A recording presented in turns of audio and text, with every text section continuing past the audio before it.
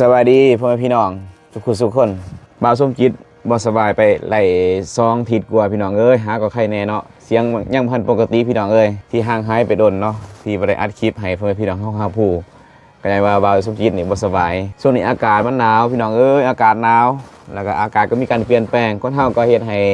เจ็บไข้ไหลง่ายแล้วก็รับสภาพบรรยากาศปรับสภาพเขากับหนาวกันยากนะพี่น้องเนาะเห็นให้ว่าสุกี้ได้ไข่เป็นไข่พี่น้องเสียงก็ยังบ่ทันปกติเนาะก็เลยมาอัดคลิปให้เพื่อนพี่น้องเฮาเลยหาผู้กันว่าไปไซส์ช่วงนี้ว่าส้มจีคือเพิ่นอัดคลิปตรงนี้ก็ยังว่าส้มจิตบ่สบายพี่น้องเอ้ยเป็นไอเป็นไข่โอ้ยเนาะมรสุมเลยช่วงนี้ส้มจีก็ได้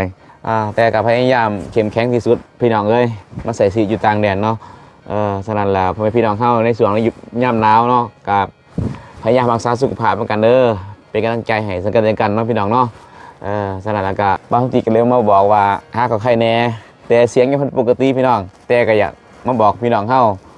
ว่าบางทีเป็นยังคือสนิทบ่เห็นอัดคลิปลงเนาะก็เลยบางทีบ่สบายเป็นไข้พี่น้องเอ้ยขอให้ทุกคนรักษาสุขภาพไปเด้อยามหนาวเด้อช่วงนี้หนาวเลยนี่อันนี้อากาศก็ประมาณยังหนาวอยู่เนาะขนาดประมาณ2 โมงหรือว่า1 โมงเนาะก็ยังหนาวอยู่พี่น้องแดดหยุดแต่ว่าก็ยังหนาวให้บางทีบ่าวส้มจีนใส่เสื้อยาวเนาะเสื้อแขนยาวนี่หนาวเลยพี่น้องเอ้ยหนาวอีดีเว้ย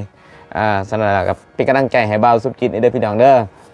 มีอย่างไรเด้อพี่น้องเนาะมาบอกพี่น้องเขาพูดร่วมกันว่าบ่าวสิปิดไซส์โซนี่บริอัดคลิปลงเป็นบ่าวสุกินเป็นไข่พี่น้องเอ้ยเป็นไข่อะไรโซนี่บ่สบาย2 ทิศ2 ทิศก็คือประมาณ14 กว่าวันคือมันด้นเนาะชื่อบ่าวสุกินไข่โซนี่ด้นแท่งหลายบ่มีกำลังใจที่เห็นคลิปเลยพี่น้องเอ้ย